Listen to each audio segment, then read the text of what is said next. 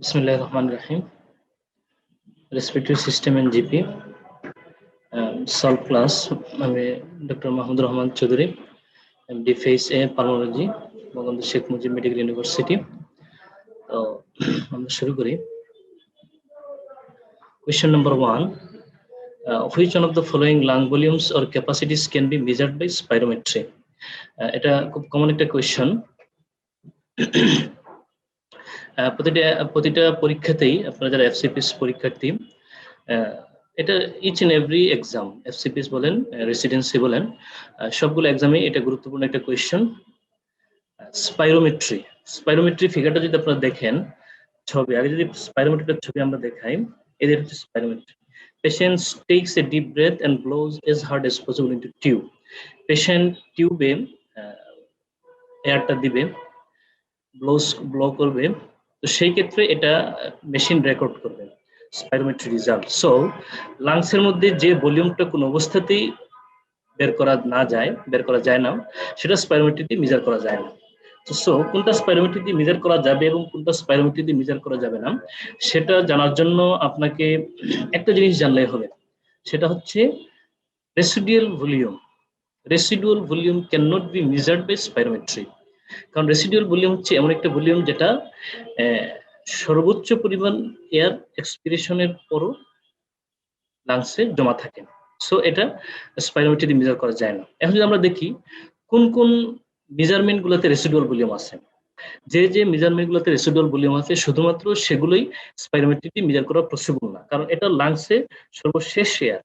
এই এয়ারটুকু স্পাইরোমিটার দিয়ে কিংবা সর্বোচ্চ এক্সপিরেটরি সাপোর্ট দিয়ে এটা বের করা সম্ভব না।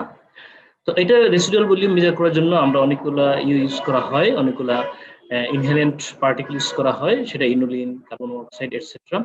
তো সেটা মেজার করার জন্য অন্যান্য পদ্ধতি আছে। এখানে দেখেন, এই ফিগারটাতে দেখেন, রেসিডুয়াল ভলিউম তো আমরা জানলাম স্পাইরোমিটার দিয়ে মেজার করা যায় না, সেই ক্ষেত্রে ফাংশনাল রেসিডুয়াল ক্যাপাসিটি।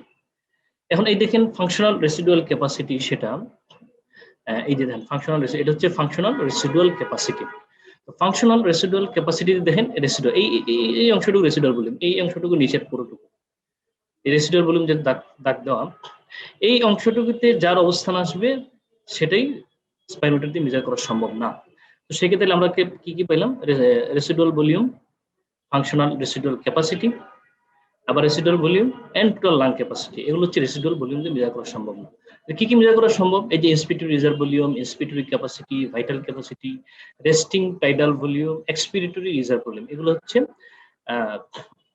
স্পাইরোমিটার দিয়ে মেজার করা সম্ভব। এখন আমরা কোয়েশ্চনে আসি, ফাংশনাল রেসিডুয়াল ভলিউম তাহলে আমরা দেখলাম এটা মেজার করা সম্ভব না। ফিজিওলজিক্যাল ডেড স্পেস, এটা হচ্ছে যে স্পেস গুলো আপনার গ্যাস এক্সচেঞ্জ এরিয়াতে থাকবে প্লাস অ্যানাটমিক ডেড স্পেস। তো এখানে হচ্ছে লাংসের ভিতরে থাকে এই স্পেস গুলো। সো এটা স্পাইরোমিটার দিয়ে হচ্ছে আমরা যে বাতাসটা বের করতে পারি সেটা মেজার করতে পারি।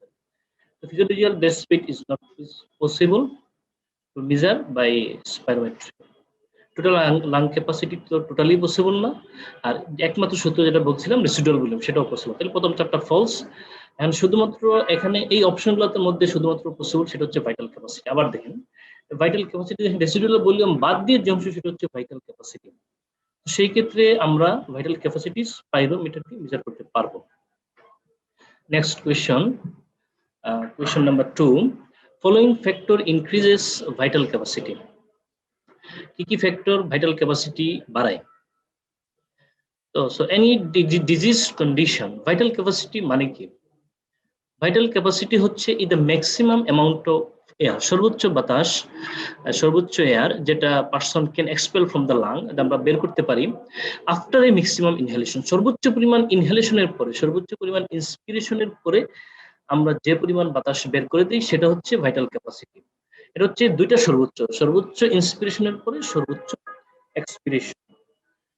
তাইলে ভাইটাল ক্যাপাসিটি আরেকটা যেটা আমরা আগের পিকচারটাতে দেখি, যে রেসিডুয়াল ভলিউম বাদে বাকি যে অংশটুকু আছে টোটাল 6 লিটারের মধ্যে পুরোটাই হচ্ছে vital capacity.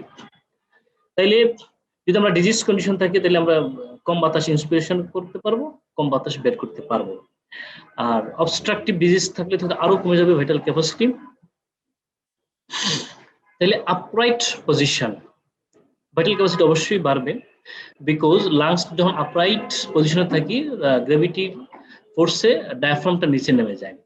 Increase aero resistance, এটা তো ভাইটাল ক্যাপাসিটি কমবে। এয়ারো রেজিস্ট্যান্স কিসে, সিওপিডি কিংবা অন্যান্য ডিজিজগুলোতে এয়ারো রেজিস্ট্যান্স বেড়ে যায়, বাতাস বের হতে পারে না। আর আমরা ভাইটাল ক্যাপাসিটি ডেফিনিশন অনুযায়ী সর্বোচ্চ পরিমাণ এয়ার যেটা a person can expel from the lung. প্রেগন্যান্সিতে ফিটাস থাকে, ফিটাসটা থোরাক্সের উপর প্রেশার ক্রিয়েট করে, সো প্রেগন্যান্সিতে ভাইটাল ক্যাপাসিটি বাড়বে না, বরং কমবে। থার্ড ট্রাইমেস্টারে তো আরো কমবে। ফিজিক্যাল ট্রেনিং, অবশ্যই ফিজিক্যাল ট্রেনিং এ ভাইটাল ক্যাপাসিটি বাড়বে। এই জন্য আমরা তো পোস্ট কোভিড পেশেন্টকে আমরা রেসপিরেটরি ট্রেনিং কিংবা রেসপিরেটরি ট্রেনিংও ভাইটাল ক্যাপাসিটি বাড়বে, ফিজিক্যাল ট্রেনিংও ভাইটাল ক্যাপাসিটি বাড়বে। আর পালমোনারি ফাইব্রোসিস তো আগেই বলেছি যে ডিজিজ কন্ডিশনে ভাইটাল ক্যাপাসিটি কমবে, যে কোনো ডিজিজ কন্ডিশনে, বিশেষত রেস্ট্রিকটিভ ডিফেক্ট গুলাতে ভাইটাল ক্যাপাসিটি কমবে, যেমন pulmonary fibrosis, pulmonary collapse, lobar collapse, lung এপসিস, এরকম নিউমোনিয়া, যে কোনো কন্ডিশনেই ভাইটাল ক্যাপাসিটিটা কমবে। নেক্সট যেটা হচ্ছে অ্যাক্লিমাটাইজেশন, এটা খুবই ইম্পর্টেন্ট একটা টপিকস। এখানে একটু পেচ খায়, সেটা হচ্ছে acclimatization and acute changes in high attitude. High অ্যালটিটিউডে অ্যাকিউট চেঞ্জেস আর অ্যাক্লিমাটাইজেশন সম্পূর্ণ ভিন্ন জিনিস, অনেকগুলো মিল আছে। তবে অ্যাক্লিমাটাইজেশন হচ্ছে প্রলং এক্সপোজার। একটা কথা মনে রাখবেন, অ্যাকিউট চেঞ্জেস আর অ্যাক্লিমাটাইজেশন পার্থক্য আছে। অ্যাক্লিমাটাইজেশন হচ্ছে after a prolong exposure.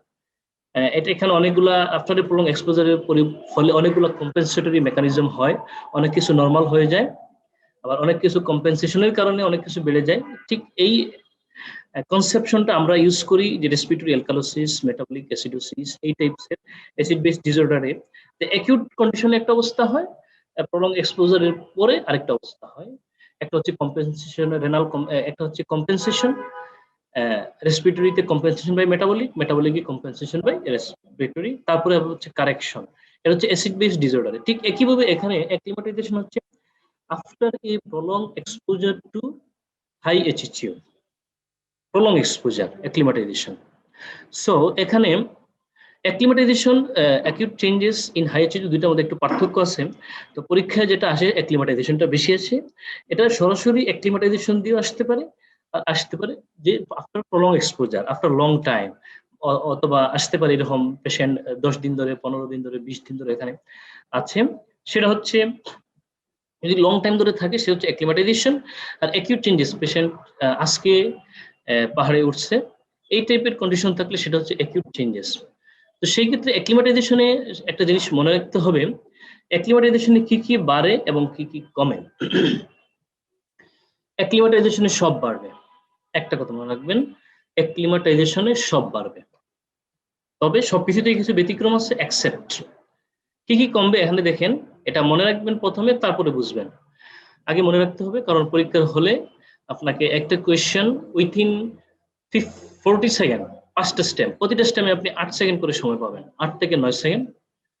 So এখানে কিছু টেকনিক মনে রাখতে হবে, কিছু নিমোনিক্স মনে রাখতে হবে, কিছু সিস্টেম মনে রাখতে হবে। তো সেই ক্ষেত্রে এখানে অ্যাক্লিমাটাইজেশন সব বাড়বে, এক্সেপ্ট, বুঝেন না বুঝেন এটাও আগে মুখস্থ রাখবেন, যে partial pressure of carbon dioxide কমবে, পার্শিয়াল প্রেশার অফ অক্সিজেন কমবে, পার্শিয়াল হিমোগ্লোবিন স্যাচুরেশন কমবে, এই 3টা জিনিস কমবে। পিএইচ এবং আর্টেরিয়াল অক্সিজেন কন্টেন্ট নরমাল থাকবে। এখন দেখেন, এটা কিন্তু পিএইচ এন্ড আর্টেরিয়াল কন্টেন্টটা অ্যাকিউট চেঞ্জেসে কিন্তু নরমাল থাকবে না, কিন্তু এখানে অ্যাক্লিমাটাইজেশনে due to compensation pH and arterial oxygen কনস্ট্যান্টটা নরমাল থাকবে। এই জিনিসটা মনে রাখেন, অ্যাক্লিমাটাইজেশন আর কখনো ঝামেলা হবে না। আর যদি অ্যাকিউট চেঞ্জেস আসে তাহলে সেটা ভিন্ন হিসাব, আপাতত অ্যাক্লিমাটাইজেশনটা মুখস্থ রাখেন। তাহলে এখন দেখেন হাইপার ভেন্টিলেশন, ডেফিনেটলি অ্যাক্লিমাটাইজেশনে হাইপার ভেন্টিলেশন হবে। Shifting of oxygen haemoglobin decision curve to the left, এটা হচ্ছে এই জিনিসটা একটু মনে রাখতে হবে। এই জিনিসটা একটু সবাই ভুল করে, 90% ভুল করেন। সেটা হচ্ছে shifting of oxygen haemoglobin dissociation curve to where, either left or right. সেই ক্ষেত্রে অ্যাকিউট চেঞ্জেসে এখানে অ্যাক্লিমাটাইজেশন হচ্ছে রাইট, আর অ্যাকিউট চেঞ্জেসে লেফট। এই জিনিসটা মনে রাখবেন, অ্যাক্লিমাটাইজেশনে রাইট, অ্যাকিউট চেঞ্জেসে লেফট। অ্যাক্লিমাটাইজেশন কেন রাইট? কারণ অ্যাক্লিমাটাইজেশনে প্রলং এক্সপোজার লং টার্ম ধরে থাকে, পেশেন্ট অ্যাডাপ্টেড হয়ে যায়, পেশেন্টের বডি মেকানিজম অ্যাডাপ্টেশন হয়ে যায়, অক্সিজেন হিমোগ্লোবিন ডিস্ট্রিবিউশন কার্ভ রাইটে চলে আসে। আর অ্যাকিউট চেঞ্জেসে যেহেতু বডির oxygen supply, cellular oxygen supply অনেক কমে যায়, so oxygen haemoglobin distribution curve acute চেঞ্জেসে লেফটে থাকে। কারণ অ্যাক্লিমেটাইজেশনে একটা জিনিস খেয়াল রাখবেন, পলিসাইথেমিয়া হয়, হিমোগ্লোবিন বাড়ে। তো এইসব তাহলে আবার দেখেন এখানে ইনক্রিজ টু দি ডিপিজি সব বাড়বে বললাম, respiratory alkalinity, hydrogen ion concentration, pulmonary vasoconstriction. তাহলে এই জিনিসটা বি নাম্বারটা একটু মনে রাখবেন, অ্যাক্লিমেটাইজেশনে শিফট টু রাইট আর অ্যাকিউট চেঞ্জেসে শিফট টু লেফট। পার্থক্য করতে হবে, ভুল যাতে না হয় এটা। Bronchial smooth muscle contract in response to, এটা একটা কনসেপশন। সো যে কোনো ফিজিওলজি পড়ার সময় প্রথমে চেষ্টা করবেন শীটটা পড়ার সময় আগে কনসেপশনটা দাঁড় করানো। কনসেপশন দাঁড় হওয়ার পরে আপনি যত 100টা কোয়েশ্চেন সলভ করবেন অথবা 1000 কোয়েশ্চেন সলভ, আপনার মার্কস একটা সার্টেন মার্কসের উপরে থাকবে, একটা সার্টেন লেভেলের উপরে থাকবে যদি একটা কনসেপশনের একটা সার্টেন লেভেল আপনি পৌঁছাইতে পারেন। আর শুধু 1000, 10,000, 5,000 কোয়েশ্চেন সলভ করে যদি কনসেপশনটা না একটা নির্দিষ্ট কনসেপশনে না যেতে পারেন, কনসেপশন দান না করতে পারেন, তাহলে আপনি ওই এক পরীক্ষা পাবেন 70, এক পরীক্ষা পাবেন 50, এক পরীক্ষা পাবেন 40, আর পরীক্ষা পাবেন 80 এরকম। আর যদি এটা ভালো কনসেপশন দাঁড় করতে পারেন তাহলে আপনি প্রতিটি পরীক্ষায় একটা নির্দিষ্ট 70 উপরে পাবেন। ভালো কনসেপশন, যত কঠিন পরীক্ষা হোক তত খারাপ পরীক্ষা হোক। সুতরাং যে কোনো কিছু ভালো করে বুঝে শুনে পড়বেন। যে bronchial smooth muscle contract, bronchial smooth muscle, এটার সাথে কিন্তু আবার আর্টেরিয়াল স্মুথ মাসলের একটা পার্থক্য আছে। আর্টেরিয়াল স্মুথ মাসল যা যা কন্ট্রাক্ট করে তার সবগুলোই কিন্তু ব্রঙ্কিয়াল স্মুথ মাসল কন্ট্রাক্ট করে না, এখানে কিছু পার্থক্য আছে। অনেকগুলা দুটোই কন্ট্রাক্ট করে, কোনোটা আর্টেরিয়াল স্মুথ মাসল কন্ট্রাক্ট করে, আবার ব্রঙ্কিয়াল স্মুথ মাসলের রিল্যাক্সেশন করে। এটা কেন করে? এটা করে হচ্ছে এটা হচ্ছে রিসেপ্টরের function, receptor based. Arterial smooth muscle এবং ব্রঙ্কিয়াল স্মুথ মাসলের যে রিসেপ্টর গুলো, এই রিসেপ্টর গুলো সেম না, ভিন্ন ভিন্ন রিসেপ্টর আছে। যেমন দেখেন, বা রিসেপ্টর গুলো ফাংশনও সেম না। যেমন দেখেন arterial dilatation, adrenergic arterial dilatation করে, অথচ অ্যাড্রেনার্জিক ম্যাক্সিমাম ক্ষেত্রে আর্টেরিয়াল ডাইলেটেশন করে এক্সেপ্ট সার্টেন এরিয়া। আবার অ্যাডেনার্জিকটা ব্রঙ্কো ডাইলেটেশন করে, ব্রঙ্কিয়াল স্মুথ মাসল রিল্যাক্সেশন করে। এখানে দেখেন বি নাম্বার এবং E number option local beta adrenoceptor এবং সার্কুলেটিং নর্ডেন দুইটাই অ্যাডেনার্জিক। তো আমরা কি জানি? Adrenergic beta 2 receptor broncho dilatation করে, এটা আমরা সবাই জানি এবং এটা জানতে হবে। অ্যাডেনার্জিক রিসেপ্টর গুলো আলফা 1, আলফা 2, বিটা 1, বিটা 2 সবারই জানতে হবে। এটাতে ছাড় দেওয়ার একটা বিন্দু মাত্র একটা ফাংশনের ছাড় দেওয়ার কোনো সুযোগ নেই। এর রিলেটেড যে কোনো সময় পাবেন, যে কোনো স্টেমে হোক, কোয়েশনে হোক। বিটা 1 আমরা জানি kidney selective and heart selective, আর বিটা 2 অনেকগুলো ফাংশন, মেইনলি স্মুথ মাসলের উপর ফাংশন করে, ব্রঙ্কো ডাইলেটেশন করে, ব্রঙ্কিয়াল স্মুথ মাসলে ডাইলেটেশন করে। তাহলে এখন দেখেন বি এবং ই তাহলে ডেফিনেটলি ফলস। তাহলে আমরা যেহেতু দুইটা ফলস পেয়ে গেছি, তাহলে আমাদের যদি আমরা বাকি তিনটা অপশন নাও পারি, বাকি তিনটি অপশন নাও জানি, বাকি তিনটি ট্রু হয়ে যাবে। এটা একটা বললাম আর কি। বাকি দেখি আমরা মিলাই। ব্রঙ্কিয়াল মিউকোসাল ইরিটেশন হলে ব্রঙ্কিয়াল স্মুথ মাসল কন্ট্রাক্ট করবে, এটা আমরা জানি। Inhalation of core layer, core লেয়ারে bronchial smooth muscle definitely contract করবে। তারপর আরেকটা অপশন হচ্ছে a fall in bronchial partial pressure of carbon dioxide. Carbon dioxide এর বেসোডাইলেটরি এজেন্ট। এখন হচ্ছে কার্বন ডাইঅক্সাইড যদি bronchial partial pressure of carbon dioxide কমে যায়, আমরা জানি কার্বন ডাইঅক্সাইড বাড়লে কি হয়? হাইপারভেন্টিলেশন হয়। তো fall in bronchial partial pressure of carbon dioxide হলে ব্রঙ্কিয়াল স্মুথ মাসল কন্ট্রাক্ট করবে। যদি বাড়ে, কারণ ব্রঙ্কিয়াল স্মুথ মাসল রিল্যাক্স কখন হয়? যদি bronchial partial pressure of carbon dioxide, partial pressure of carbon dioxide হচ্ছে স্মুথ মাসল রিল্যাক্সেশন করে, এটা relaxatory particles. Next question, stimuli affecting the respiratory centre, খুবই ইম্পর্টেন্ট ফর, এটাও কনসেপশন বেসড কোয়েশ্চেন এবং এই কোয়েশ্চেনটা একদম বক্স থেকে সরাসরি দেওয়া। এখানে মনে হবে প্রথম তিনটা পরে বাকিগুলো ফলস হওয়ার কথা মনে হবে, কিন্তু একটু যে আমরা খেয়াল করি যে বক্স দিয়ে দেখেন একটা নন কেমিক্যাল কন্ট্রোল নামে 4টা অপশন আছে। এই 4টা অপশন অনেকেই খেয়াল করেন না। Respiratory centre, stimuli that affect respiratory centre, একটা হচ্ছে কেমিক্যাল কন্ট্রোল আর একটা হচ্ছে non chemical control. Chemical control তিনটা, এখান থেকে একটা কোয়েশ্চেন অবশ্যই থাকবে, either FCPS or residency. Chemical control দেখেন তিনটা, এটা মুখস্থ রাখতে হবে, কার্বন ডাইঅক্সাইড, অক্সিজেন এবং হাইড্রোজেন আয়ন। তো সেই ক্ষেত্রে আমরা অক্সিজেন এবং হাইড্রোজেন আয়ন হচ্ছে peripheral, carotid and aortic body, আর carbon dioxide and hydrogen ion, hydrogen ion peripheral, central দুটোতেই আছে। হচ্ছে CSF and brain interstitial fluid, hydrogen ion কনসেন্ট্রেশনের মাধ্যমে carbon dioxide, carbon dioxide hydrogen আয়নের সাপ্লাই দেয়, এবং তাহলে কার্বন ডাইঅক্সাইড এবং hydrogen ion both central chemical controller of respiration, এবং অক্সিজেন এবং হাইড্রোজেন আয়ন হচ্ছে peripheral, carotid and aortic bodies. অনেকভাবে কোয়েশ্চেন আসবে, ক্যারোটিড এন্ড অ্যারোটিক বডিজে কারা কেমিক্যাল কন্ট্রোল করে, সিএসএফ এবং ব্রেইনে কারা কেমিক্যাল কন্ট্রোল করে, কেমিক্যাল কন্ট্রোল কারা কারা করে, সেন্ট্রাল কন্ট্রোলার কারা, পেরিফেরাল কন্ট্রোলার কারা, নন কেমিক্যাল কন্ট্রোলার কারা। এখন এই নন কেমিক্যাল কন্ট্রোলার বেগাল এফারেন্ট একবার পড়ি যাতে আপনাদের এটা মনে এখানেই পড়া হয়ে যায়। Vagal afferent from receptor in the airways and lung, efferent from the pons, hypothalamus and limbic system, efferent from proprioceptor, efferent from baroreceptor, arterial, atrial, ventricular, pulmonary। এগুলো সব efferent যেগুলো দেখতে পাচ্ছেন, চারটাই কিন্তু efferent, খেয়াল করেন, কারণ এগুলো এই airway, lungs, pons, hypothalamus, atrial, arterial and ventricular, এগুলো থেকে সিগন্যালটা নিয়ে যায়। So they are non-chemical control, there are nerve fibers, so এগুলো হচ্ছে non chemical control, structural control. তাহলে কি স্টিমুলি এফেক্ট এই বক্সের সাথে মিলান, এটার সাথে মিলান। কার্বন ডাইঅক্সাইড বিয়ে ক্যারোটিড ইন অ্যারোটিক বডিজ, দেখেন এখানে কিন্তু ক্যারোটিড এবং কার্বন ডাইঅক্সাইডের কোনো রুলই নাই, এখানে অক্সিজেন এবং hydrogen. So number 1 is false, আর বাকিগুলো এখানে সব বাকি চারটাই বক্সে আছে, সুতরাং বাকি চারটি হচ্ছে ট্রু। এটা আর একটু মিলাই ফেলবেন, এটা বক্সটা হচ্ছে দেওয়া আছে রেফারেন্সে গ্যারঙ্গের 48 নম্বর পেজে, এই বক্স থেকে মিলে নেবেন এই পাঁচটি অপশন। তারপরে next question, A decrease in arterial partial pressure of oxygen, এটা একটা সিম্পল কোয়েশ্চন। এখানে decrease in arterial partial pressure of oxygen, তাহলে যেমন হাইপক্সিয়া 4 ধরনের, হাইপক্সিক, অ্যানিমিক, হাইপক্সিতে অক্সিজেনের সাপ্লাই নাই, so arterial partial pressure of oxygen com. Anaemic partial pressure of oxygen ঠিক আছে, বাট অক্সিজেনটা ক্যারি করে নিয়ে যাবে এমন কেউ নাই। স্ট্যাগনেন্ট, অক্সিজেন ক্যারি করে নিয়ে যাবে কিন্তু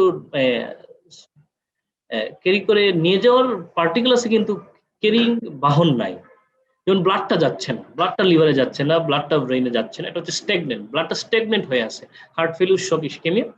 একটা হচ্ছে হিস্টোটক্সিক, এটা সেলটাই নষ্ট, ব্লাডও যাচ্ছে, অক্সিজেনও যাচ্ছে, ক্যারিং পার্টিকেলও আছে, বাট সেলটা এটা অ্যাকসেপ্ট করতে পারতেছে না, কারণ সেলের অ্যাকসেপ্টিং ক্যাপাবিলিটি নাই, সেটা হচ্ছে সায়ানাইড পয়জনিং।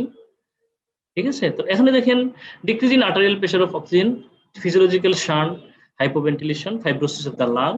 এখানে হাইপক্সিয়ার কোষগুলো জানতে চাওয়া হয়েছে। সুতরাং moderate exercise, carbon monoxide poisoning, these R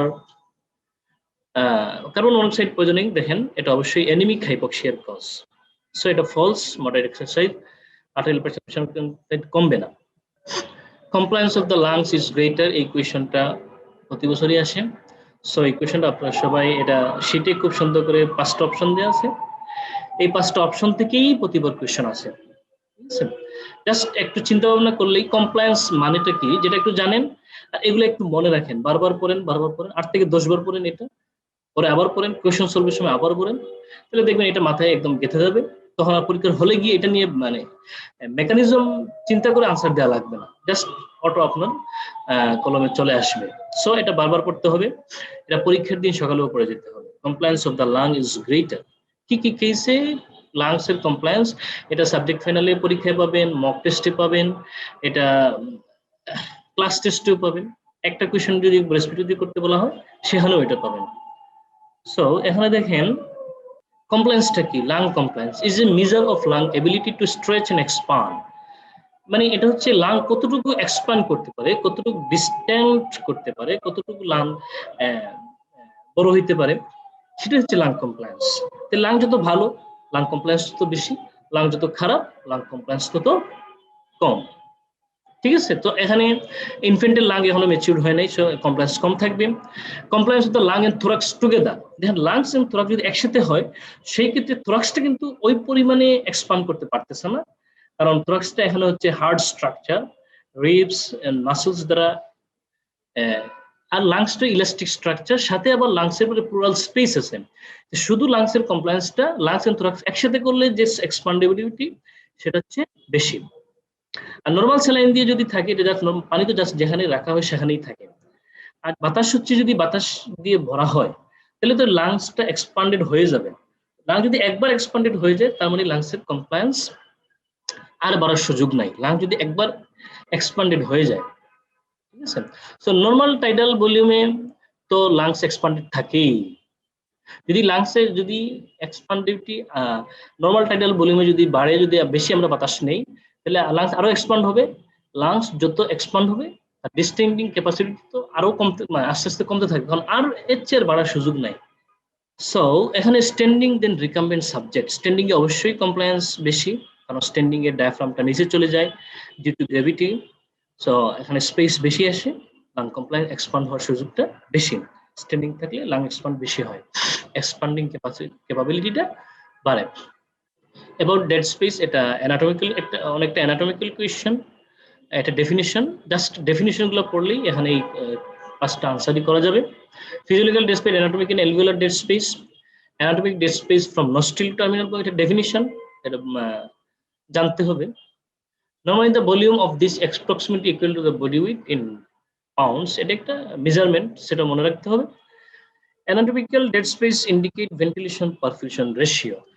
Ventilation perfusion ratio সাথে anatomical dead space কোনো রিলেশনই নেই। ventilation perfusion তো ভালো জায়গায় হবে। Physiological dead space saturate the inspired air by water vapor. Physical dead space হচ্ছে দুইটাই, anatomy plus alveolar dead space এর সমন্বয়। সুতরাং অ্যানাটমিক্যাল ডেড স্পেস দিয়ে ভেন্টিলেশন পারফিউশন রেশিওটা মেজারমেন্ট করা পসিবল না। আর ফিজিওলজিক্যাল ডেড স্পেস সেই ক্ষেত্রে পুরোপুরিটা স্যাচুরেট হওয়া সম্ভব না, ইন্সপায়ার্ড বাই ওয়াটার ভেপর। কারণ physiological space alveolar dead space সহ হচ্ছে ফিজিওলজিক্যাল ডেড স্পেস, এটা সিম্পল কনসেপশনের বিষয়।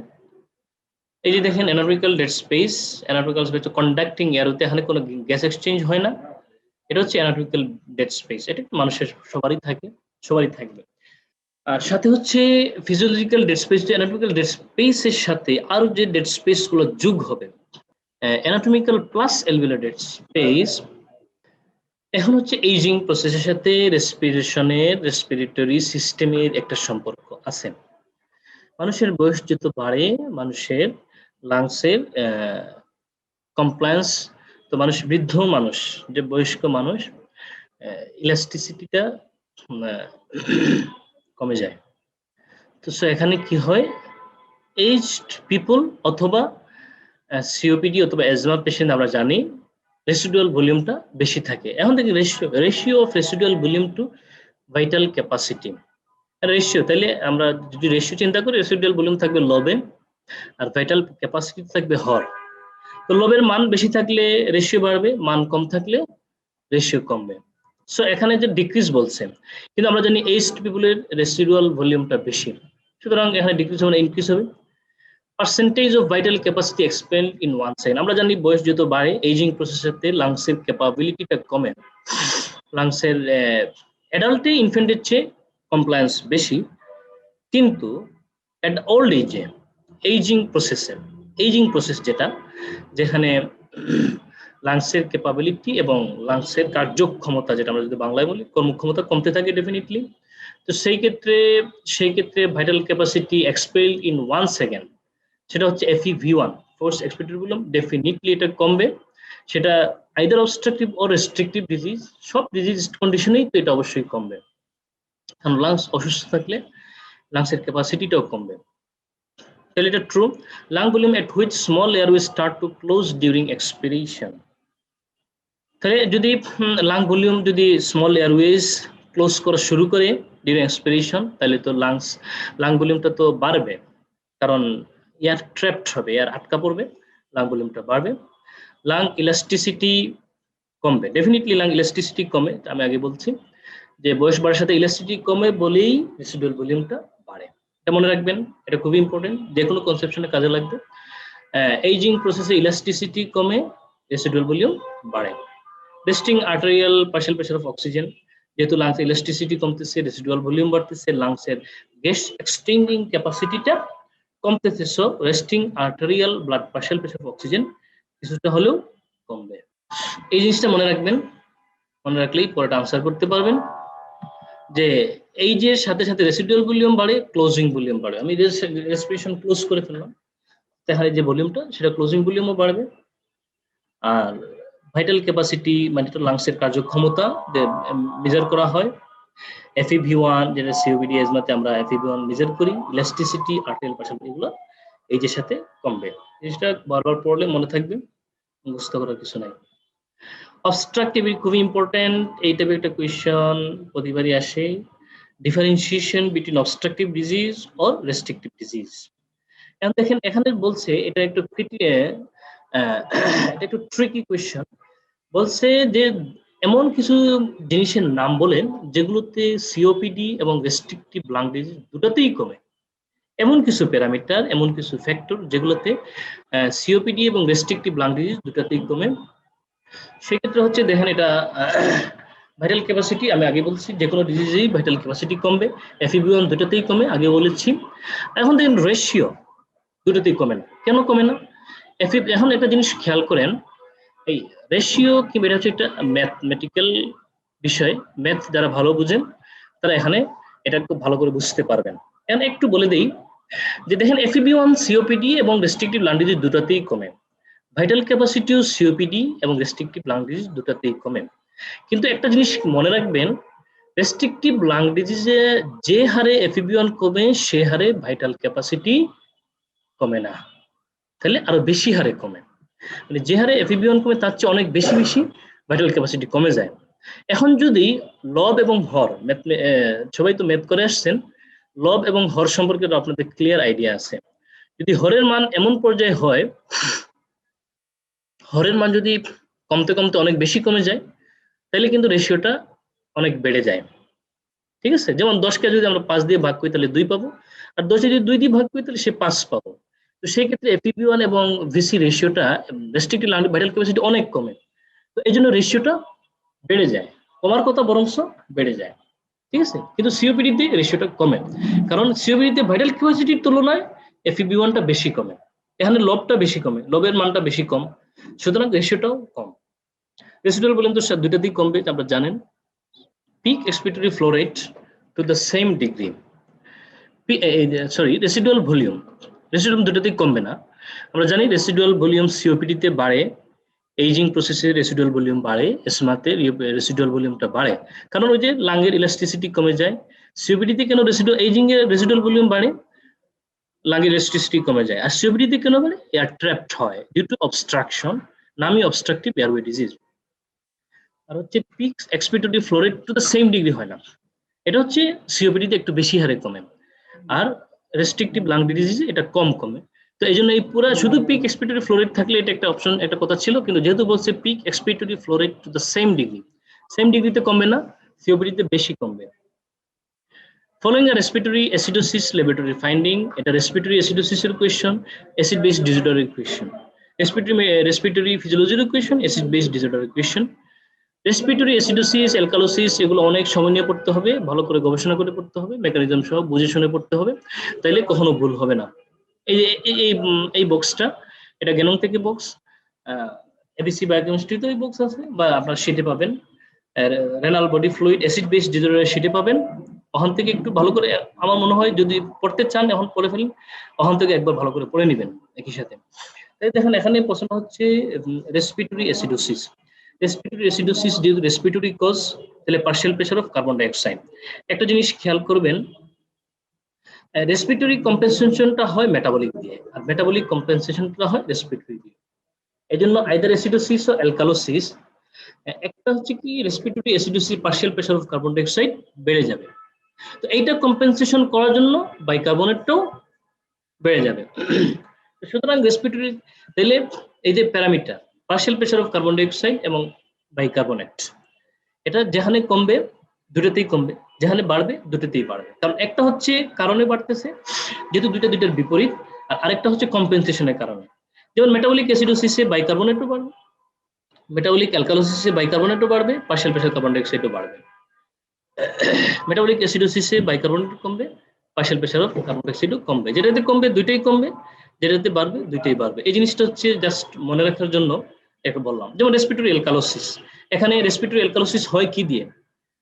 রেসপিরেটরি অ্যালকালোসিসটা হয় partial pressure of carbon dioxide কমে যাওয়ার কারণে, তাহলে এখানে বাইকার্বনেটটাও কমে যাবে, মানে যেখানে একটা কমবে অপরটাও ডিউ টু কম্পেনসেশন কমবে, যেখানে একটা বাড়বে অপরটা ডিউ টু কম্পেনসেশন বাড়বে। এই জিনিসটা একটু ক্লিয়ার। তাহলে রেসপিরেটরি অ্যাসিডোসিসে high carbon dioxide definitely true, due to compensation high plasma bicarbonate এটাও ট্রু। যেহেতু এটা রেসপিরেটরি অ্যাসিডোসিস নাম, পিএইচ অবশ্যই কম থাকবে।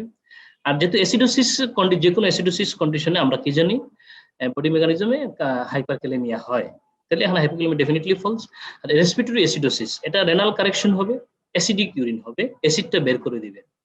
এই আবার একই কোয়েশ্চন, একই ধরনের একই প্যাটার্নের, যেহেতু আপনাদের রেসপিরেটরি থেকেই কোয়েশ্চন আসবে, এখানে একই প্যাটার্নে প্রতিটা প্যাটার্নে 2-3টা করে কোয়েশ্চন থাকবে, পাবেন।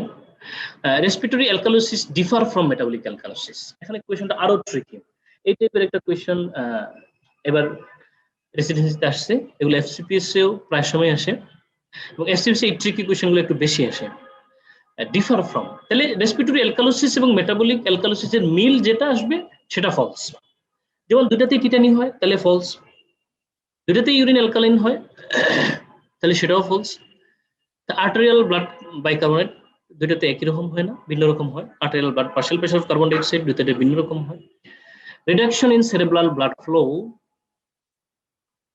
এটা যেহেতু cerebral blood flow depends on partial pressure of carbon dioxide, carbon dioxide কি করে? ভেসোডাইলেটরি এজেন্ট, তাহলে partial pressure of carbon dioxide যেখানে বেশি সেখানে ভেসোডাইলেট হবে, আর partial pressure of carbon dioxide যেখানে কম সেখানে কি হবে? Partial pressure of carbon dioxide যেখানে কম সেখানে সেরেব্রাল ব্লাড ফ্লো কমে যাবে। Respiratory alkalosis A partial pressure of carbon dioxide অনেক অনেক অনেক কমে যায়, তাহলে সেখানে সেরেব্রাল ব্লাড ফ্লো অনেক অনেক কমে যাবে।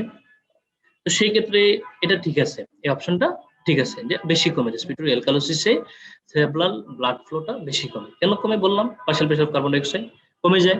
কার্বন ডাইঅক্সাইড কি করে? ভেসোডাইলেশন করে, এটা আমরা সবাই জানি। কার্বন ডাইঅক্সাইড ভেসোডাইলেশন করে, কার্বন ডাইঅক্সাইড একটা অ্যাসিড, কার্বন ডাইঅক্সাইড ভেসোডাইলেশন করে, তাহলে কার্বন ডাইঅক্সাইড থাকলে সেরেব্রাল ব্লাড ফ্লো বেড়ে যাবে, কার্বন ডাইঅক্সাইড কমে গেলে সেরেব্রাল ব্লাড ফ্লো কমে যাবে। রেসপিরেটরি অ্যালকালোসিসে কার্বন ডাইঅক্সাইড কমে যায় ডিউ টু হাইপারভেন্টিলেশন, তে সেরেব্রাল ব্লাড ফ্লো সেখানে কি হবে? অবশ্যই কমে যাবে। সায়ানোসিস কি? এর আগে জানতে হবে।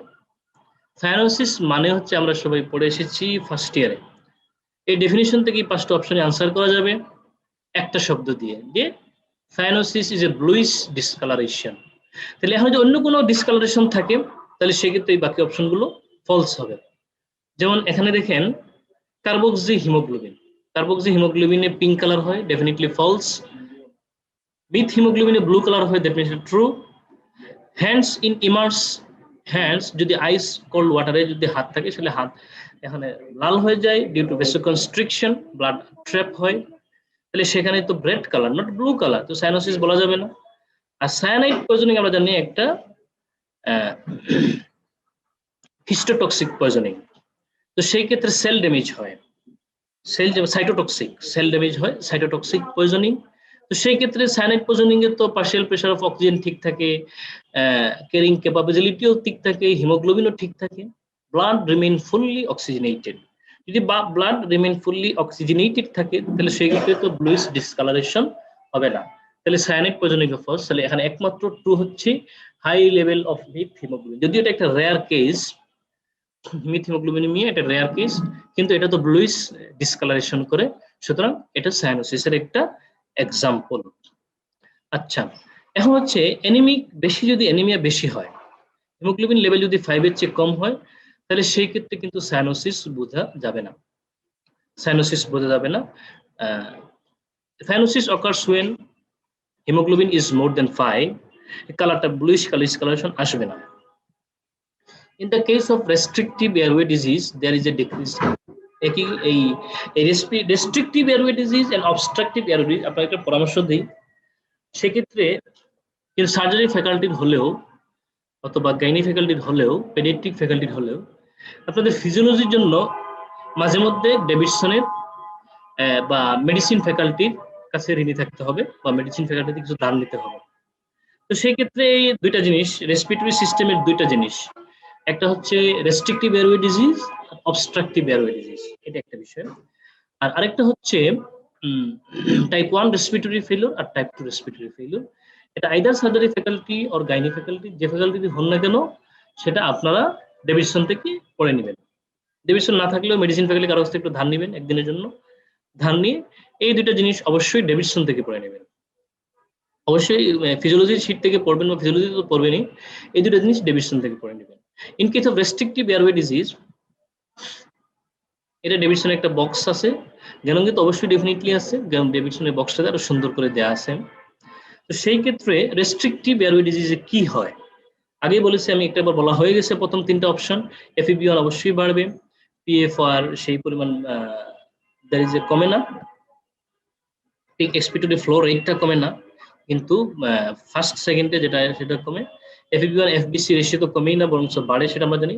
রেসিডুয়াল ভলিউম কমে, তবে ওইটা অবস্ট্রাকটিভের তুলনায় কমে, তবে কমে, তো কমে মানে এখানে জাস্ট কমে কিনা সেটা জানতে চাইছে।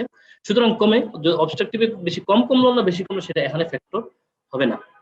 রেসিডুয়াল ভলিউম কমবে, টোটাল লাং ক্যাপাসিটি তো অবশ্যই কমবে রেস্ট্রিকটিভ এয়ারওয়ে ডিজিজে, কারণ রেস্ট্রিকশন, ব্লাড ইন্সপিরেশনও কম হচ্ছে, এক্সপিরেশনও কম হচ্ছে। সুতরাং যেহেতু রেস্ট্রিকশন, সুতরাং এখানে টোটাল লাং ক্যাপাসিটি অবশ্যই কমবে। Restrictive airway P expiratory flow রেটটা নিয়ার অ্যাবাউট নরমাল থাকে, সুতরাং এটা এখানে ফলস হবে। ডিউরিং আর্লি ইন্সপিরেশন, এটা একটা কনসেপশন, এটা একটু চিন্তা ভাবনা করলে, এটা যেটা তো রেফারেন্স খোঁজা কিংবা এটা বই থেকে পড়লে পারবেন এরকম বিষয় না, এটা আপনি একটু চিন্তা ভাবনা করলেই পারবেন। যেমন ইন্সপিরেশনে হার্ট রেট, ইন্সপিরেশন কি হয়, ইন্সপিরেশনে সবসময় হার্ট রেট বাড়ে, এই জিনিসটা অবশ্যই মনে রাখবেন। আর ইন্সপিরেশনে কি লাং এক্সপান্ড হয়, ভেনাস প্রেশারটা কমে যায়। ইন্ট্রাপালমোনারি প্রেশার যদি না কমে তাহলে তো ইন্সপিরেশন করতেই পারবে না। ইন্ট্রাপালমোনারি প্রেশার কমে বলেই বাতাস লাংসের ভিতরে ঢুকে নেগেটিভ প্রেশার তৈরি হয়, তাহলে এটা তো বাড়বে না, এটা কমবে। অ্যাবডোমিনাল গার্ড তো অবশ্যই বাড়বে, কারণ অ্যাবডোমিনাল যদি আমরা ইন্সপিরেশন নিচ্ছি, লাংসটা এক্সপান্ড হচ্ছে, সেক্ষেত্রে অ্যাবডোমিনাল প্রেশারটা বাড়তেছে। আর যেহেতু আমরা যখন ইন্সপিরেশন নিচ্ছি তখন লাংটা এক্সপান্ড হচ্ছে, তো লাং যদি এক্সপান্ড হয় তাহলে স্ট্রেচ রিসেপ্টর, লাংসের যে স্ট্রেচ রিসেপ্টর গুলো আছে সেই স্ট্রেচ রিসেপ্টর গুলো কি হবে, স্ট্রেচ স্টিমুলেটেড হবে। এই স্ট্রেচ রিসেপ্টর গুলোকে সাপ্লাই দেওয়া হচ্ছে ভ্যাগাস নার্ভ, এটা আপনাকে জানা থাকতে হবে, অ্যানাটমি জানা না থাকলে ফিজিওলজি পারবেন না। তো afferent impulse traffic in vagus nerve, definitely true, কারণ স্ট্রেচ রিসেপ্টর গুলো স্টিমুলেটেড হয়, স্ট্রেচ রিসেপ্টর স্টিমুলেটেড হওয়ার কারণে এদের ইম্পালসটাও কি হয়, হয়ে যায়। Receptor causing relaxation of smooth muscle in pulmonary artery and vein, এটা একটা বক্স থেকে কোয়েশ্চেন, এটা একটু কমপ্লিকেটেড বক্স। আগেই বলছি, এটা আসলে আগে একটু ধারণা দিচ্ছি, এখানে হচ্ছে আগে ছিল ব্রঙ্কিয়াল আর এখন হচ্ছে পালমোনারি আর্টারি এন্ড ভেইন, জিনিসটা মাথায় রাখবেন। আগে ছিল আবার বলতেছি, আগে ছিল ব্রঙ্কিয়াল স্মুথ মাসেল, তিনটা জিনিস, একটা হচ্ছে ব্রঙ্কিয়াল স্মুথ মাসেল, কারা রিল্যাক্সেশন করে কন্ট্রাকশন করে, একটা হচ্ছে নর্মাল আর্টারি, যেগুলা আর্টেরিয়াল রিল্যাক্সেশন কন্ট্রাকশন কারা করে, আর্টেরিয়াল স্মুথ মাসেলে। আরেকটা হচ্ছে pulmonary artery and vein relaxation কারা করে। এটা হচ্ছে জ্ঞানঙ্গের একটা বক্স, যেটা হচ্ছে 657 নম্বর পেজে আছে। সেখানে একটা জিনিস একটু খেয়াল করেন, এটা ব্লাড ভেসেলে সেটা আর্টারি কন্ট্রাকশন রিল্যাক্সেশন একটু মিলাই ফেলবেন, সব ক্ষেত্রে মিলবে না, এটা একটু মুখস্থ করার দরকার নাই, জাস্ট একটু চোখ বোলাবেন, যেটা মনে রাখতে পারবেন সেগুলোই মনে রাখবেন শুধু। যেমন যে ব্রাডিকাইনিন দুই ক্ষেত্রে রিল্যাক্সেশন করে, হিস্টামিন রিল্যাক্সেশন করে, পিওরলি রিল্যাক্সেশন করে, প্রোস্টাসাইক্লিন রিল্যাক্সেশন করে, থ্রম্বোক্সিন কন্ট্রাকশন করে, ভেসোপ্রেসিন রিল্যাক্সেশন করে। অ্যাডিনোসিন কিন্তু এটা ভেসোডাইলেটরি, কিন্তু এখানে কন্ট্রাকশন রিল্যাক্সেশন দুইটাই করে। অ্যানজিওটেনসিন ব্লাড ভেসেল কন্ট্রাকশন করে, এখানেও কন্ট্রাকশন করে। এএনপি রিল্যাক্সেশন করে ব্লাড ভেসেলেও, এখানেও। এভাবে একটু মিলে পড়ে নেবেন, এটা তাহলে এটা আনসার করতে পারবেন ইনশাআল্লাহ। তারপর দেখেন এন্ডোপ্লাজমিক রেটিকুলাম, এটা জেনারেল ফিজিওলজি থেকে কোয়েশ্চেন, এটা আসলে জাস্ট এটা বেসিক কোয়েশ্চেনস, এটা বেসিক কোয়েশ্চেন জেনারেল ফিজিওলজি, এগুলো আপনারা ফার্স্ট ইয়ারে কয়েকটা হিস্টোলজিতেও পাইছেন, ফিজিওলজিতেও পাইছেন, বায়োকেমিস্ট্রিতেও পাইছেন। তো সুতরাং এগুলো একটু পড়ে নিতে হবে একটু কষ্ট করে। ইম্পর্টেন্স অর্গানালিজ, কোনগুলা মেমব্রেনাস অর্গানালি, কোনটা নন মেমব্রেনাস অর্গানালি, এবং বাকি অর্গানালিজ যেগুলো ইম্পর্টেন্ট ওগুলো একটু ভালো করে পড়ে নিতে হবে, একটু সময় নিয়ে। একদিন 3-4 ঘন্টা একটু সময় দিলেই এই অর্গানালিজ গুলো পড়া হয়ে যাবে, বা আপনার পড়ছেন নিশ্চয়ই, পড়ে আসছেন। সেই এন্ডোপ্লাজমিক রেটিকুলাম এখানে একটা অপশনই ফলস, শুধু কম্পোনেন্ট অফ গোলগি অ্যাপারেটাস নয়, এটা একটা সেপারেট অর্গানালি, রাইবোজোমের সাথে অ্যাটাচ থাকে কিছু rough endoplasmic reticulum. Membrane ion channel খুব ইম্পর্টেন্ট টপিকস, সেটা একটু জ্ঞান থেকে একবার রিডিং করে নেবেন, যদি শিটে দেওয়া থাকে তাহলে শিট থেকে পড়ে নিতে পারেন। এখানে মেমব্রেন আয়ন চ্যানেল আমরা জানি এটা কার্বোহাইড্রেট লিপিড দিয়ে না, membrane ion channel generally proteins.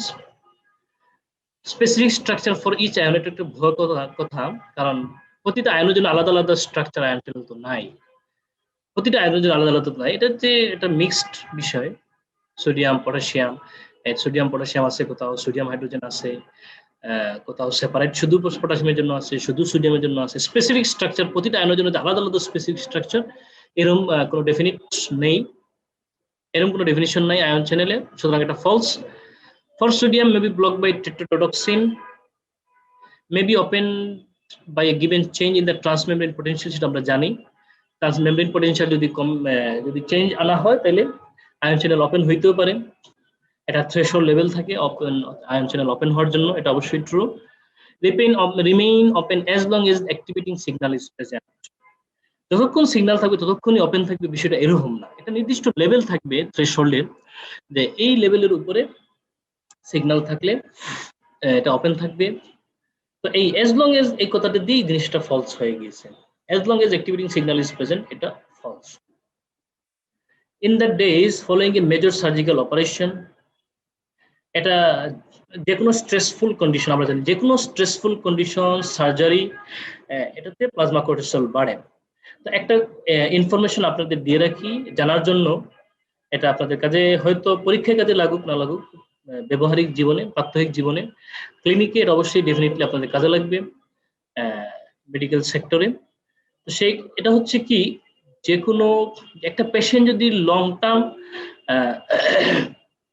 Steroid খেয়ে আসে, 1 বছর কিংবা 2 বছর ধরে, ওই পেশেন্টের যদি কোনো অ্যাকিউট কন্ডিশন হয়, যেমন পেশেন্টের নিউমোনিয়া আসলো, তাহলে আমি যে পেশেন্ট যদি লং টার্ম সময় দিয়ে স্টেরয়েড খেয়ে আসে, এখন পেশেন্টের নিউমোনিয়া নিয়ে আসছে, তাহলে পেশেন্টকে স্টেরয়েড বাড়াবো নাকি কমাবো? ম্যাক্সিমাম বলবেন যে যেহেতু পেশেন্টের নিউমোনিয়া ইনফেকশন, স্টেরয়েড তো ইনফেকশনের রিস্ক বাড়ায়, তাহলে আমরা স্টেরয়েড কমায় দিব না। এখানে একটু ভুল করবেন, যদি পেশেন্টের স্টেরয়েড কমায় দেন তাহলে পেশেন্ট কিন্তু মারাও যেতে পারে। পেশেন্ট অ্যাড্রেনাল ক্রাইসিস, অ্যাড্রেনাল ইনসাফিসিয়েন্সিতে পেশেন্ট অবস্থা খারাপ হয়ে যেতে পারে। নিউমোনিয়া বা এই কন্ডিশন নিয়ে আসলে যদি পেশেন্ট লং টার্ম সময় ধরে স্টেরয়েড পায়, তাহলে সেক্ষেত্রে আপনার স্টেরয়েডের ডোজ বাড়াতে হবে, নট কমাতে হবে। স্টেরয়েডের ডোজ আপনাকে অবশ্যই বাড়াতে হবে, ডাবল করতে হবে, এটা জেনে রাখবেন যে এটা লং টার্ম সময় ধরে একটা পেশেন্ট স্টেরয়েড পায়, সেটা নিউমোনিয়া নিয়ে আসলে স্টেরয়েডের ডোজ ডাবল করতে হবে। সো এখানে দেখেন নেগেটিভ নাইট্রোজেন ব্যালেন্স, এটা অবশ্যই ট্রু, যে পরিমাণ নাইট্রোজেন আসে তার চেয়ে বেশি পরিমাণ নাইট্রোজেন ব্যালেন্স করতে পারে না, তো সেক্ষেত্রে নেগেটিভ। পটাশিয়াম রিটেনশন হয় না, পটাশিয়াম এক্সক্রিশন হবে। এই নেগেটিভ সোডিয়াম ব্যালেন্স না, সোডিয়াম ব্যালেন্সে এখানে মেজর সার্জারি অপারেশনে সোডিয়াম রিলেটেড নেগেটিভ, সোডিয়াম কমে যায় না। Decrease tendency of the blood, tendency of the blood তো বাড়ে, এটা আমরা জানি সবাই। সার্জিক্যাল অপারেশন করতে টেন্ডেন্সি অফ দ্য ক্লটিং সিস্টেমটা অ্যাক্টিভ হয়, টেন্ডেন্সি টু ক্লট বাড়বে। আবার again GP related question, Golgi apparatus found in all eukaryotic cell, আমরা জানি collection of complex tubule and ভেসিকুল, এটা গোলগি অ্যাপারেটাস না, আমরা জানি এটা membranous sac. Well develop in cell with secretory activity, Golgi apparatus secretory activity আছে। Associated with endoplasmic reticulum, definitely not conspicuous in neuron, না এটা conspicuous in neuron. Raised in blood pH and bicarbonate level, এটা আগেই আমি অনেকগুলো অপশনে আসছে, এই বিষয়গুলো আমি আবারও বলছি, সেটা অবশ্যই এবিসি, আইদার এবিসি বায়োকেমিস্ট্রি অথবা অ্যাসিড বেস ডিসঅর্ডার শীট থেকে একবার একটু পড়ে নেবেন সময় পাইলে। এখানে তো দেয়া আছে, রেসপিরেটরি ফিজিওলজিতে দেয়া আছে, হয়তো তো ডিপলি দেওয়া নাই, এটা একটু ডিপলি ভালো করে একদম ঝালা করে পড়তে হবে। এখানে বিন্দুমাত্র, এটাতে বিন্দুমাত্র এসকেপ করার সুযোগ নাই। তো সেক্ষেত্রে দেখেন ব্লাড পিএইচ এবং বাইকার্বনেট লেভেল, মেটাবলিক অ্যাসিডিসিটি পিএইচ বাড়বে কিন্তু বাইকার্বনেট কমবে, definitely false.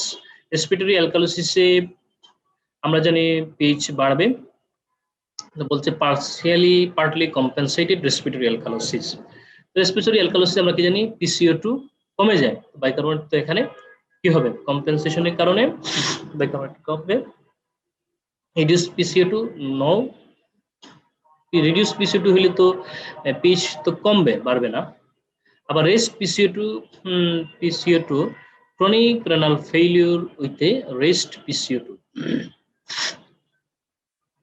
History of persistent vomiting এ তো অবশ্যই অ্যাসিডও বের হবে, তো সেই ক্ষেত্রে এখানে পারসিস্টিং ভমিটিং এ পিএইচও বাড়বে, অ্যাসিড বের হয়ে চলে যাবে, সেক্ষেত্রে বাইকার্বনেটও বাড়বে।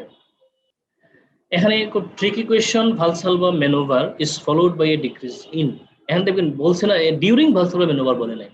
ভালসালভা ম্যানোভার সঙ্গে দুই ধরনের কোয়েশ্চন, ভালসালভা ম্যানোভার যদি একটু সতর্ক না হন তাইলে কিন্তু আপনার পাঁচটা স্টেমই ভুল হবে। অল ট্রু দিয়ে আসলে দুইটা বা তিনটা ট্রু হইতে পারে, কিন্তু যদি ভালসালভা ম্যানোভার একটু সতর্ক না থাকেন তাহলে পাঁচটা স্টেমই ভুল হয়ে যাবে। এখানে ম্যাক্সিমাম পাঁচটা স্টেমই ভুল করবেন। কি বলছে Valsalva manoeuvre is followed by a decrease in, followed by, যে ভালসালভা ম্যানোভারের পরে কি হয়, not during Valsalva manoeuvre. During Valsalva manoeuvre হলে আনসারগুলো পুরো উল্টে যাবে। এখন হচ্ছে Valsalva manoeuvre is followed by, Valsalva ম্যানোভারের পরে, ভালসালভা ম্যানোভার আমরা কি জানি, একটা হচ্ছে ক্লোজড গটিসের এগেইনস্ট এক্সপিরেশন, যেটা কোদ মানে বাংলায় যেটা কোদ দেওয়া বলা হয়, ডিফিকেশনের জন্য যে কোদ দেই কিংবা কোনো এটা হচ্ছে কি ভালসালভা ম্যানোভার।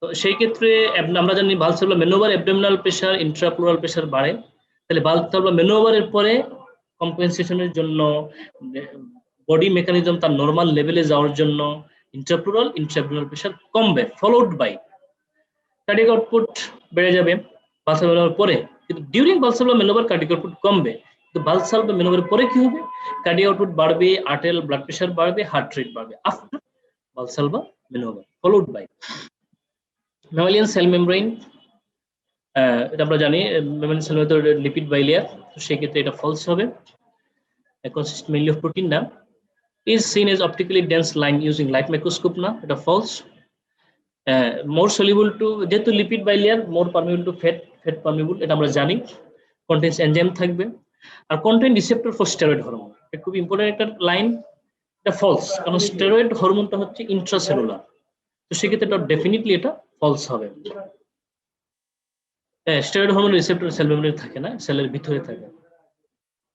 Again, একই কোয়েশ্চন, একই টাইপের, cell membrane skeletal muscle, same type of question, impermeable to fat soluble, no, permeable, and then become more permeable to glucose in the presence of insulin, আমরা ইনসুলিন তো দেই ব্লাড গ্লুকোজ কমানোর জন্য, তো insulin দিলে blood glucose কি হয় সেলের ভিতর ঢুকে যায়, তো সেই ক্ষেত্রে এটা ট্রু হবে। Less permeable to potassium in presence of insulin, এটা ফলস, গ্লুকোজ এবং পটাশিয়াম দুইটাই, ইনসুলিন গ্লুকোজ এবং পটাশিয়াম দুটাকেই সেলের ভিতরে ঢুকাতে সহায়তা করে, তাহলে দুটাতেই মোর পারমিয়েবল হবে, বুঝা গেছে। অন লাইং থাকলে আমরা যদি যখন শুয়ে পড়ি, এটা হচ্ছে পুরোটা হচ্ছে গ্র্যাভিটি রিলেটেড কোয়েশ্চেন, আমরা যখন শুয়ে তাহলে সেন্ট্রাল ভেনাস ভলিউম কি হবে, বাড়বে, কারণ ওই যে আমরা দাঁড়ানো থাকলে গ্র্যাভিটির কারণে হার্টের নিচের যে অংশটুকু ব্লাড উঠতে পারে না ঠিক মতো, তাহলে দাঁড়ায় থাকলে যে কার্ডিয়াক আউটপুট বা সেন্ট্রাল ভেনাস রিটার্নটা যে পরিমাণ আসার কথা গ্র্যাভিটির এগেইনস্টে ওই পরিমাণ আসতে পারে না, তো শুয়ে থাকলে মানে without any gravity, without any বাধা, without any restriction, peripheral blood below the heart level চলে আসতে পারে, সুতরাং এর সেন্ট্রাল ভেনাস ভলিউম শুয়ে থাকলে বাড়বে, peripheral রেজিস্ট্যান্স কমবে, ventricular perfusion ratio in lung apices, এটাও গ্র্যাভিটি, কারণ আমরা দাঁড়ায় থাকলে লাং বেসে সব ব্লাড দিয়ে জমা হয়, আর শুয়ে থাকলে ভেন্ট্রিকুলার পারফিউশন রেশিও, ভেন্টিলেশনটা রেশিওটা কমে যাবে, মিসম্যাচটা ঠিক হয়ে যাবে, লাং এপিসে এখন শুয়ে থাকলে ব্লাডটা equally distribute in apex and base থাকবে। ভাইটাল ক্যাপাসিটি তো আমরা আগেই জানি, শুয়ে থাকলে ভাইটাল ক্যাপাসিটি কমবে, আমি আগেও বলছি, দাঁড়ায় থাকলে ভাইটাল ক্যাপাসিটি বাড়ে, লাংস স্পেস বাড়ে, rate of formation of urine line ডাউনে, তো স্বাভাবিকভাবেই কার্ডিয়াক আউটপুট বাড়বে, বাকি আদার্স মেকানিজম হলে রেট অফ ফরমেশনটা বাড়বে, কার্ডিয়াক আউটপুট বাড়তেছে, আদার্স এটা বাড়তেছে, রেট অফ ফরমেশন অফ ইউরিনটা বাড়বে। এখন আসি আমরা এসবিএ তে আসলে টু দ্য পয়েন্ট, আমাদের সময় কম লাগবে, এটা হচ্ছে একদম বক্স থেকে কোয়েশ্চেন, সেটা নিয়ে আর সময় নষ্ট করবো না, একদম মুখস্থ করতে হবে এগুলো, নেমোনিক দিয়ে পারেন আর যাই দিয়ে পারেন।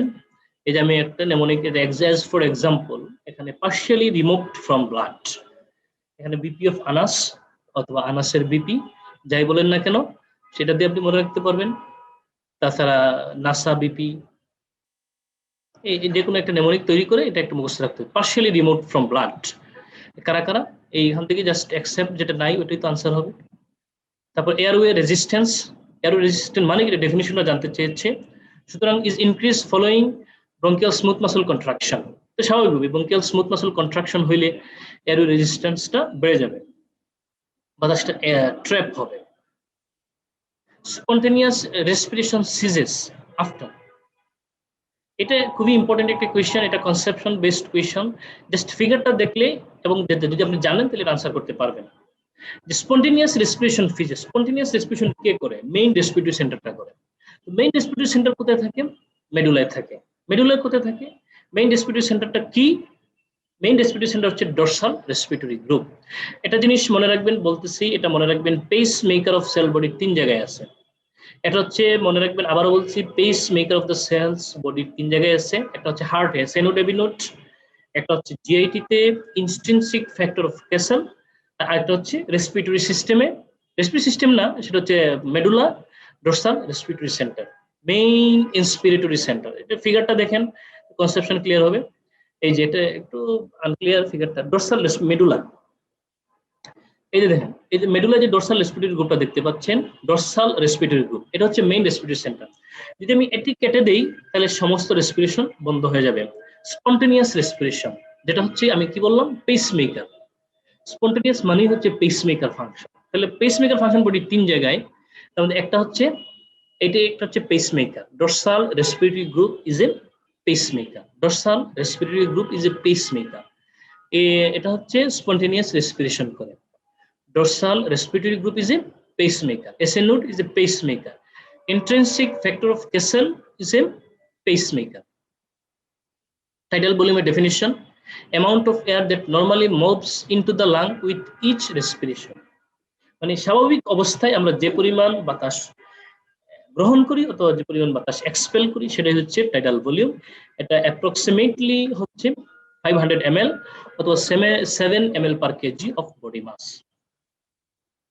Highest airflow into the lungs occur during which phase of respiration? এটা যদি ভালো করে মনোযোগ দিয়ে পড়েন এটা বুঝতে পারবেন। এটা হচ্ছে মিড পয়েন্ট অফ ইন্সপিরেশন। এখানে কি মিড পয়েন্ট অফ ইন্সপিরেশন আপনারা দেখতে পাবেন শীট পৃষ্ঠা উল্টান, এখনই দেখতে পাবেন যে আমরা কি জানি, ইন্সপিরেশনে মিড পয়েন্ট অফ ইন্সপিরেশনে ইন্ট্রাপ্লুরাল প্রেসার তার সবচেয়ে বেশি নেগেটিভ হয়, সবচেয়ে বেশি নিয়ে লাং সবচেয়ে বেশি এক্সপ্যান্ড হয়। লাং যখন সবচেয়ে বেশি এক্সপ্যান্ড হবে তখন সবচেয়ে বেশি বাতাসটি কি হবে, ঢুকতে পারবে, তখন সবচেয়ে বেশি হাইয়েস্ট এয়ার ফ্লো হবে। তাহলে মিড পয়েন্ট অফ ইন্সপিরেশনে হাইয়েস্ট এয়ার ফ্লো হয়। এটা না বুঝতে পারেন তাহলে মনে রাখেন, এটা তো বুঝতে হবে, এটা খুব ইম্পর্টেন্ট একটা কনসেপশন যে মিড পয়েন্ট অফ ইন্সপিরেশনে ইন্ট্রা এলভিওলার অথবা ইন্ট্রা পালমোনারি প্রেশারটা সবচেয়ে বেশি হয়, সবচেয়ে বেশি বাতাস ঢুকে এবং প্রেশারটা সবচেয়ে কম হয়, হাইয়েস্ট নেগেটিভ হয় এবং সবচেয়ে বেশি বাতাস ওই সময়টাতেই ঢুকে, মিড পয়েন্ট অফ ইন্সপিরেশন। এখন দেখেন, a 65-year-old female with history of fall followed by unable to walk, that means তার এখানে নিউরোলজিক্যাল কোনো প্রবলেম হয়েছে, সাডেন রেসপিরেটরি ডিস্ট্রেস, এখানে সে আইদার স্ট্রোক অথবা ব্রেন স্টেম লেশন হয়েছে। তো ব্রেন স্টেম লেশন হওয়া মানে রেসপিরেটরি সেন্টারটা ভেন্টিলেশন পারফিউশন রেশিও কি হবে, এখানে পারফিউশনটা তার একদম জিরো হয়ে যাবে। যদি পারফিউশন যদি জিরো হয় তাহলে নিচে হরে জিরো থাকলে জিনিসটা আলটিমেটলি ইনফিনিটি হবে। which এই যে আমি যেটা বললাম, which one of the following is a feature of type 1 pneumocyte? আমরা জানি type 1 pneumocyte alveolar epithelial surface এরিয়াতে থাকে। Variation in which of the following component of blood or CSF do not affect respiration? এটা আমি আগেই বলেছি, chemical control এবং নন chemical control regulatory কারা কারা আছে, এদের সমস্যা হলে partial pressure of carbon dioxide, oxygen, hydrogen ion concentration, CSF hydrogen concentration বা এই এফারেন্ট সিগন্যাল পাথওয়েগুলোতে সমস্যা হলে রেসপিরেটরি সমস্যা হবে। এগুলো ছাড়া যেমন আর্টেরিয়াল সোডিয়াম কনসেন্ট্রেশনের সমস্যা হলে রেসপিরেশনের কোনো সমস্যা হবে না। Characteristics of apex of lung, apex of লাংয়ে কি দেখেন, অ্যাপেক্স অফ লাংয়ে কি হয়, অ্যাপেক্স অফ লাংয়ে কি হয় আমরা জানি, নর্মাল রেসপিরেশনে আমরা যে শ্বাসটা নেই এই শ্বাসটা বেসে গিয়ে ঢুকে, কেন বেসে পারফিউশন বেশি থাকে, বেশি ব্লাড সাপ্লাই বেশি থাকে। আর আমরা যখন রেসিডুয়াল ভলিউম যেটা হয় যে লাংসে আফটার এ ফোর্সফুল এক্সপিরেশনের পরে যে বাতাসটা লাংসে থেকে যায়, আর বাতাসের ধর্মটা থাকা হচ্ছে সে উপরে থাকতে পছন্দ করে। সুতরাং যখন আমরা আফটার এক্সপিরেশন তখন ব্লাডটা মানে গ্রেভিটির কারণে ম্যাক্সিমাম ব্লাডটা লাংসের বেশি থাকে। আফটার এক্সপিরেশন লাংসের রেসিডুয়াল ভলিউমের যে বাতাসটা সেটা ম্যাক্সিমাম বাতাসটা অ্যাপেক্সে থাকে। যেহেতু ম্যাক্সিমাম বাতাসটা অ্যাপেক্সে থাকে, তাহলে আমরা ইন্সপিরেশন শুরুর আগেই লাংসের অ্যাপেক্সটা কি হয়, বাতাস দ্বারা ফিল আপ হয়ে অ্যাপেক্সের এলভিওলাই গুলো লার্জ হয়ে যায়। তাহলে অ্যাপেক্সের এলভিওলাই গুলো ইন্সপিরেশনের আগেই লার্জ হয়ে যায়। আবার বলছি, অ্যাপেক্সের এলভিওলাই গুলো ইন্সপিরেশনের আগেই লার্জ হয়ে যায়। এই কারণেই আমরা ইন্সপিরেশনের শুরুতে ম্যাক্সিমাম এয়ারটা বেসে ঢুকে, কারণ বেসের এলভিওলাই গুলো এখনো ছোট আছে, এগুলো এখন এক্সপান্ড হতে পারবে, এক্সপান্ড হয়ে বাতাস ঢুকতে পারবে। সুতরাং all the volumes of the air enters in the base of the lung, because base of the lungs এর alveoli গুলো ছোট আর apex of the lungs এর alveoli গুলো ইন্সপিরেশনের আগেই বড় হয়ে যায়, এখানে আর বাতাস ঢুকানো পসিবল না বা বাতাস প্রবেশ করানো পসিবল না। সেই কারণে apex of the lungs এর স্মলার alveoli টা ফলস হবে, এক্সেপ্ট যেহেতু জানতে চাইছি। সুতরাং apex এর alveoli গুলো, এই যে ছবি দেখেন, এটা হচ্ছে গ্যানঙ্গের একটা ছবি। apex এর alveoli দেখেন, apex এর ছবিটাই দেখেন, জাস্ট মনে রাখেন যে apex এর alveoli গুলো লার্জ আর বেসের এলভিওলাই গুলো ছোট ছোট। মেইন রেসপিরেটরি কন্ট্রোল নিউরন আমি আগে অলরেডি বলে ফেলছি, যে send out a burst of impulse to inspiratory muscle during quiet respiration. এটা হচ্ছে মেইন রেসপিরেটরি কন্ট্রোল কে করে, ডর্সাল রেসপিরেটরি গ্রুপ করে। এই যে দেখেন, ডর্সাল রেসপিরেটরি গ্রুপ ইন্সপিরেটরি মাসল গুলো সাপ্লাই দেয়, ডর্সাল রেসপিরেটরি গ্রুপ ইন্সপিরেটরি মাসল গুলোকে সাপ্লাই দেয়। ইন্সপিরেটরি মাসলকে মেইন ইন্সপিরেটরি মাসল হচ্ছে এক্সটার্নাল ইন্টারকোস্টাল মাসল, স্টিমুলেশন করে। ক্যারেক্টারিস্টিক অফ নিউমোটক্সিক সেন্টার, এই যে নিউমোটক্সিক সেন্টার দেখেন পন্সে থাকে, আপার পন্সে নিউমোটক্সিক সেন্টার, তার নিচেই হচ্ছে apneustic centre. Pneumotaxic centre is a inhibitory centre. আবার বলছি, pneumotaxic centre is an inhibitory centre, inhibit dorsal respiratory group. এটা ছবি দেখে মনে রাখতে হবে, pneumotaxic centre is a inhibitory centre, inhibit dorsal respiratory group. দেখেন তাহলে এখানে ই নাম্বার অপশন দেখেন, যেটা নিউমোটক্সিক সেন্টারের ক্যারেক্টারিস্টিক না।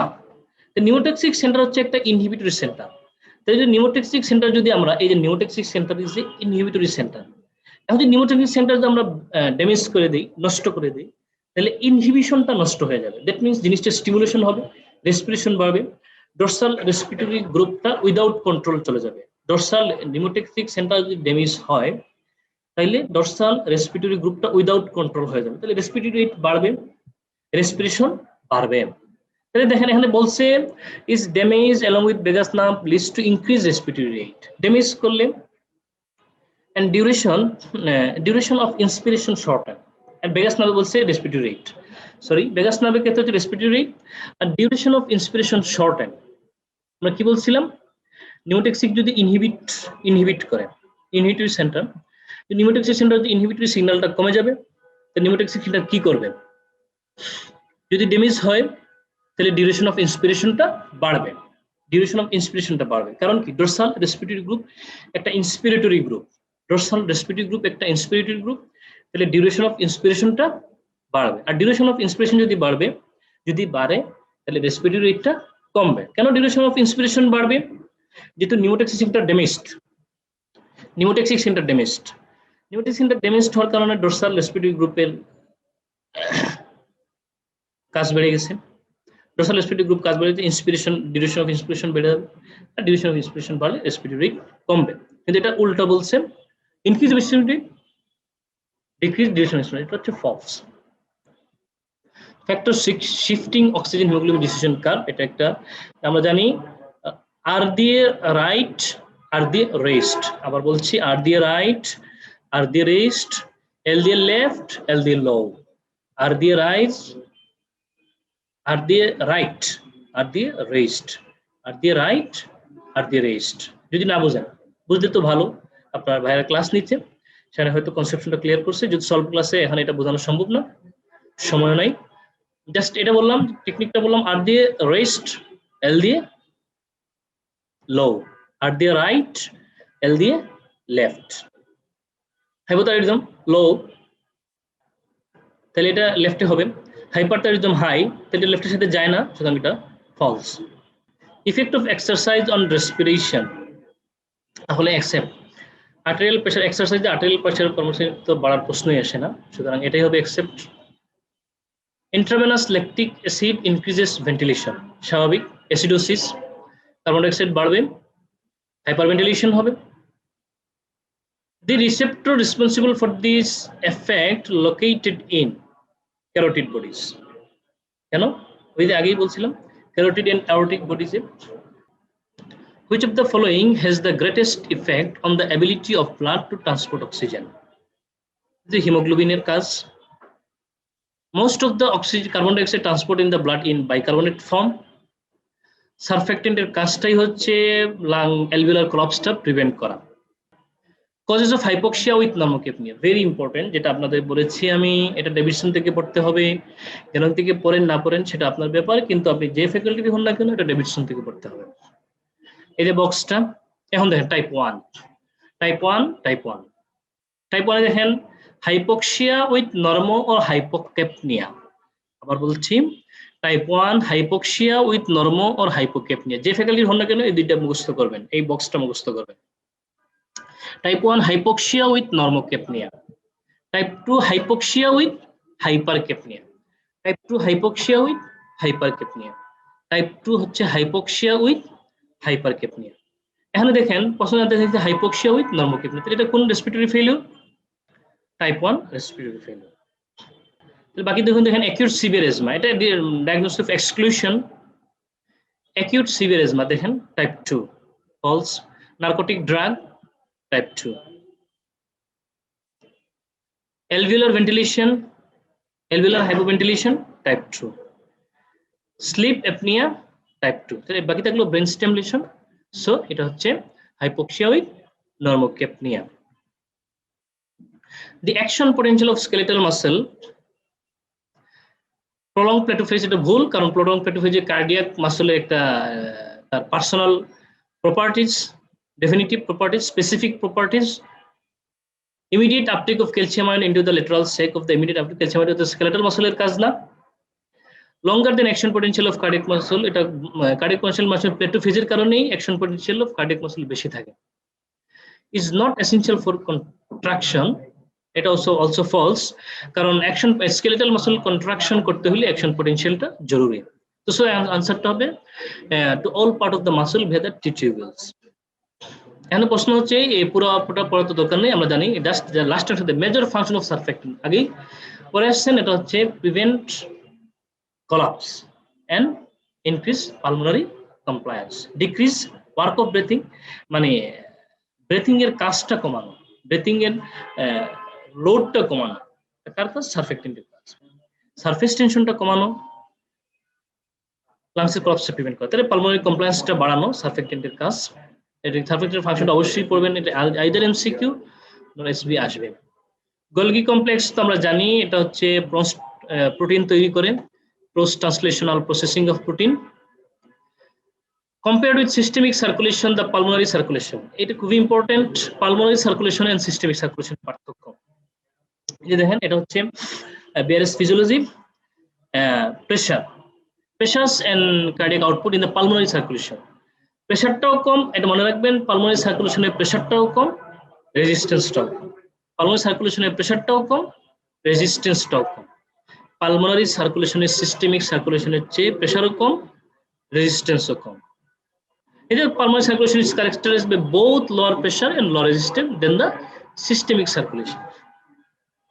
Which one of the following is not example of secondary active transport? It is silly question, তবে এই টাইপের কোয়েশ্চন, এই অ্যাক্টিভ ট্রান্সপোর্ট, প্যাসিভ ট্রান্সপোর্ট, তারপরে সিম্পল ডিফিউশন, প্যাসিভ ডিফিউশন, এই টাইপের কোয়েশ্চন একটা এনিহাউ পোর্ট সিস্টেম, যে আয়ন পোর্ট, আয়ন চ্যানেল, এগুলো এফসিপিএস, এমডি, এমআরসিপি, যে কোনো সবগুলোতে আসে এই টাইপের কোয়েশ্চন। সো এটা হচ্ছে প্রাইমারি অ্যাক্টিভ ট্রান্সপোর্ট, হচ্ছে সোডিয়াম পটাশিয়াম, এটা হচ্ছে false, not example of secondary active transport. এটা হচ্ছে একটা গ্যানংয়ের ফিগার, এই যে এখানে অ্যাক্টিভ ট্রান্সপোর্ট হচ্ছে সোডিয়াম পটাশিয়াম, আর বাকিগুলো হচ্ছে কো এবং কাউন্টার হচ্ছে secondary active transport. Incorrect about lysozyme, serous salivary গ্ল্যান্ডে লাইসোজোম থাকে, সুতরাং এটা হচ্ছে ইনকারেক্ট। সর্বশেষ কোয়েশ্চন হচ্ছে initiation of action potential in skeletal muscle. এই টাইপের কোয়েশ্চন তো একটা আসবে, এই জন্য বারবার আসতেছে। Action potential skeletal muscle, action potential cardiac muscle, এই দুটো ভালো করে পড়তে হবে। তো অ্যাকশন পোটেনশিয়াল ইন স্কেলেটাল মাসলের ফার্স্ট এন্ড ফরমোস্ট ডিউটি হবে অ্যাসিটাইল কোলিন রিলিজ হইতে হবে। এটা যে একটা বক্স থেকে ফিগার থেকে, এটা হচ্ছে জ্ঞানাঙ্গের ফিগার 5.6 পেজ 104। কি বলা হচ্ছে, ডিসচার্জ অফ মোটর নিউরন, প্রথম কাজ হচ্ছে স্কেলেটাল মাসল কন্ট্রাকশনের প্রথম কাজ হচ্ছে release of acetylcholine at motor end plate. প্রথম কাজ হচ্ছে release of acetylcholine at motor end plate. যাই হোক, সলকাস একটু দীর্ঘ হয়ে গেছে। আপনাদের পরামর্শ থাকলো যদি আপনারা শীটটা একটু ভালো করে পড়বেন, সাথে লাস্ট আওয়ারের কোয়েশ্চেন গুলো ভালো করে সলভ করবেন। Thank you everybody. লাস্ট আওয়ারের কোয়েশ্চেন গুলো সলভ করবেন, এবং সবচেয়ে ইম্পর্টেন্ট হচ্ছে রডডিতে স্পেসিফিক পুরো রডডি সলভ করার দরকার নেই, রেসপিরেটরি সিস্টেমে আপনার কাছে যেটা বেশি ইম্পর্টেন্ট মনে হয়, বা অনেক সময় বিভিন্ন গ্রুপে সাজেশন শেয়ার করা হয়, সেগুলো একটু দেখে নেবেন। ইম্পর্টেন্ট সাজেশনগুলো রডডি থেকে, রডডিটা একটু সলভ করে নেবেন। তাহলে তিনটা জিনিস, একটা হচ্ছে শীট, একটা হচ্ছে শীটটা ভালো করে পড়বেন, শীট পড়লে মোর দেন এনাফ। রডডির কোয়েশ্চেন, ইম্পর্টেন্ট কোয়েশ্চনগুলো সলভ করবেন। লাস্ট আউটটা ভালো করে, এখন যদি সলভ শেষ না হয়ে থাকে লাস্ট আউটটা একটু ভালো করে সলভ করে নেবেন। ঠিক আছে, ধন্যবাদ সবাইকে।